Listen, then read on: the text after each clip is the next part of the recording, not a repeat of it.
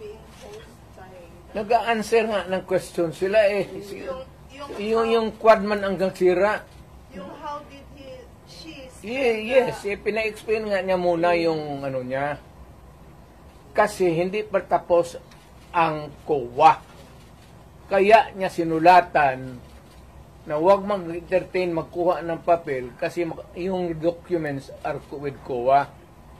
So that if COA would, 6 months yan eh, if COA would be asking additional documents, hindi sila magkandarapa, maghanap kasi nandyan na lahat. Ina-investiga na nga eh. Eventually, mag-testify yan siya. Pero yung mga documents muna, hindi yan trabaho ng... Sir, may mga nag-comment na po sa social media na people power na lang daw po. Isipan. Wag. Alam mo, dumaan ako pagka-presidente. Not for anybody, not for anything else. Meron tayong problema. Malaking problema. Sabi ko, insignificant yung nangyari dyan kay Lopez pati kay Inday. Binata man yung threat, patay-patayan. Pati itong lukulukong Malacanang, ang problema ng isa pa dyan, yung National Security Advisor ko noon, si Anyo. Alam mo naman yan, hindi namin kaya yan.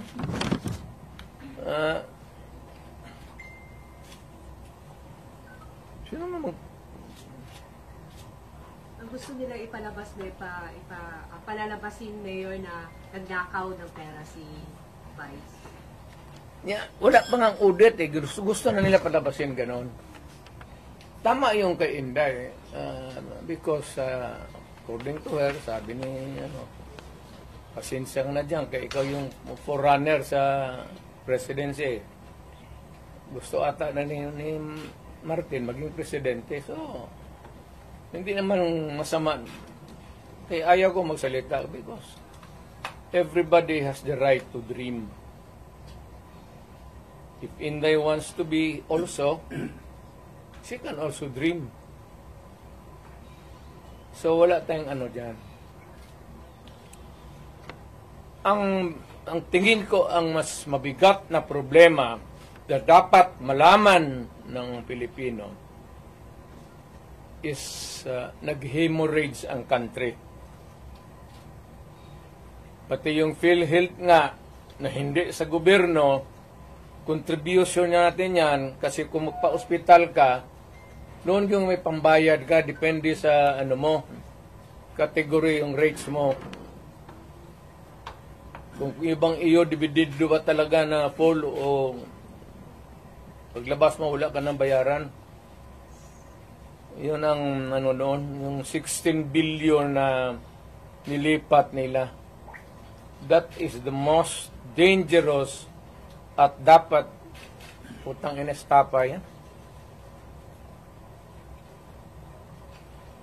Government malverse the money of the people. Ginamit mo yung pera ng ano? And even Congress cannot do that. Trust fund yun eh. Galing inyo yun. Pati akin. Contribution yun natin para pag nagkasakit ka ng cancer, uterus, may pang-opera ka.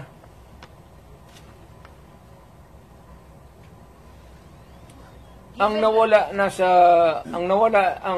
ating PhilHealth funds natin lahat was about 8.9 billion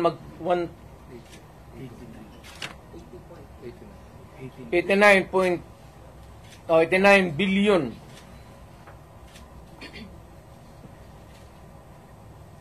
Of that 89 billion, 27 na lang nawala. 27 na lang ang natira.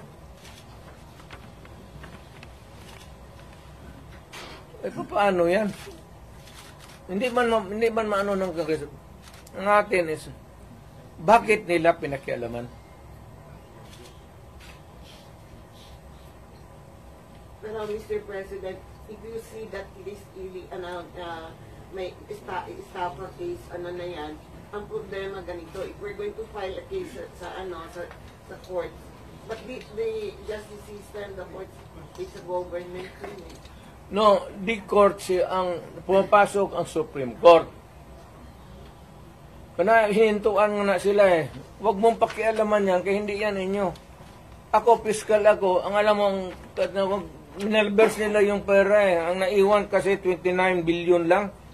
Out of the 89, 29 na lang. But can we say, Saan ang pera namin? Sabi daw, binalik pa sa mayor. Ano, ibalik mo, wala mang pera. Maghiram nga ng pera eh. Ang gobyerno na ito, walang project. Wala kang nakikita ng project. Maintenance na lang. Kasi ayuda, ano yan, akap, ayuda. Tupad. Yun, naubos doon. Naubos ni Romualdez sa... Kasi Romualdez, congressman lang, pero left and right ang pamigay niya. Oh, may tag 5,000 kayo ngayon. Nakita ko sa CCTV kagabi. Pera natin. Sus Maria Joseph Ginoo Romualdez, oy. Nangawa ka naman sana sa amin.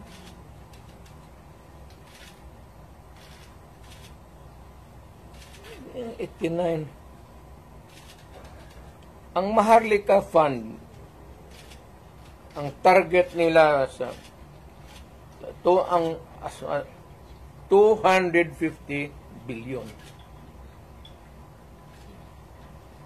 Kinuna nila ang GSIS ng 62.5 billion.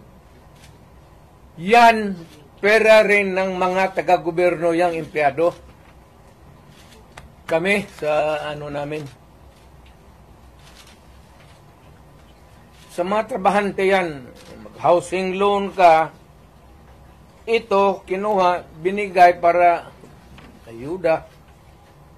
Ang mga membro nito, hindi na makaloon, enrollment ng mga bata, mahirapan sila nito kasi magkakaroon ito ng anomaly sa flow ng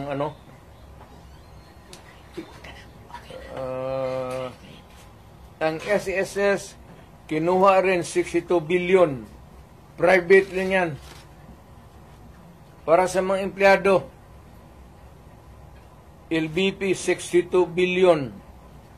DBP 62 billion. Kaya iyang sa sundalo, pati yung retirement nila patayan.